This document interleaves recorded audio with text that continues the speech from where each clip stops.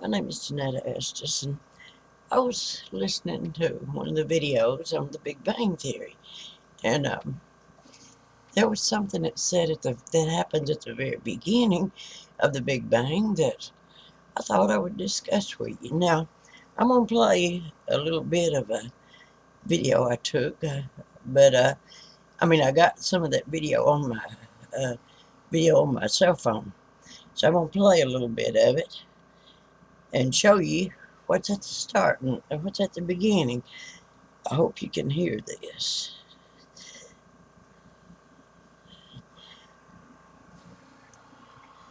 Oh, my name is Janetta Estes. I want to show some the beginning of the Big Bang Theory on the creation of the universe. Then I want to discuss a split second. The Big Bang and the whole universe was born. In the blink of an eye, literally, so much can happen that it would blow your mind. How did we get here? And what is the universe made of? The secret of creation, the secret of everything is locked in that first second. Technology stands on the brink of revealing what happened in the most important second of all time.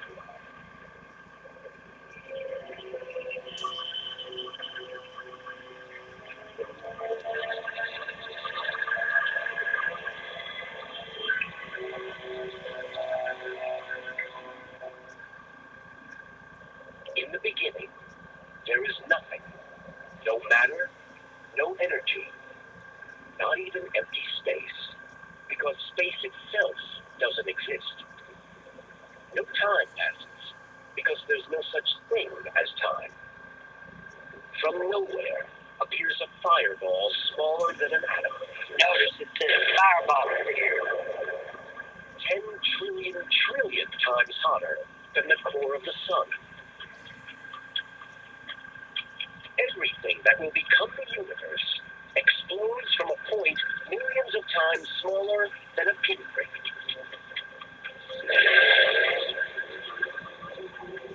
Time begins. In 1 second, the blueprint for the entire cosmos is written. How it happened is the biggest mystery of all. Okay, now I hope that come out on that. I'll tell you what it said. It said, to begin with, in the very first second, there was a fireball appeared. Now that was the Big Bang. Now, what caused the fireball? What caused the Big Bang? Scientists have studied it and said it's a great mystery. Well, I was thinking about it, and I got to thinking about gases, and I was thinking a fireball, an explosion, and then I thought about, now I'm on oxygen, and I thought about oxygen in a tank. If it gets too much pressure built up in that tank, it'll blow that tank up, and it'll catch on fire. It will make a fire. And I thought, now, gases is around everything in the universe, all the planets, the stars, everything in the cosmos. And gases is even in the air we breathe is gases. And I thought, gases caused the fireball. And what happened, or at least this is my theory, was that the gases was pressurized in the open void of nothingness. The gases pressurized and blew up. Just like an oxygen tank, oxygen is gas, just like an oxygen tank getting too pressurized and it'll blow up. So, pressure will cause gas to blow up. And gases, like I said, gases is in the whole universe. It's around all the stars. It's around all the planets. It's in the atmosphere. We breathe it. So, gases, then, is what caused the Big Bang. And I just want to read you a little something here I've got. Now, if gases are overly pressurized, they'll blow up and catch fire. And this is what happened to form the ball of fire that was the Big Bang that created the universe. Now, get this. The Bible says God is a spirit. I looked up spirit in the dictionary, and it said spirit is air. Well, that brought me back to science, because science says air is gases. So, what does that prove? That proves God was there in the beginning of the universe because he is gases. He's spirit, which is air, which is gases. So, that proves God created this universe.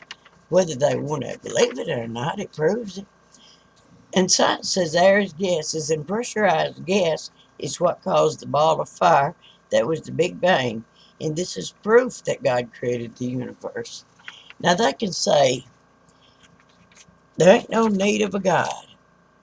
But there is a code in everything. And that code had to be thought up by a brilliant mind. When a man goes to invent something, he makes up a code for it. And then he'll invent it. Well, that just goes to show you the code was made by a brilliant mind. There was a mind behind the creation of the universe. How anybody could think there's not, I don't know. Now, I've heard them say, well, that it don't necessarily mean it's God. It could be an alien. Well, whatever created this universe is a God. If it's an alien, whatever, it's God. Because God is a creator. He's a life giver. And then you think, well, if God is air, is he alive? Well, the dictionary says air is, says spirit is air, and it also says utterance and personality. Does the air have personality? Well, on a calm day, the wind blows calmly. Or a light breeze. That's a calm side of air's personality. But on a day when it's tornado, lightning, thunder, that is not calm. So, yes, air has a personality. Now, does air have life in it?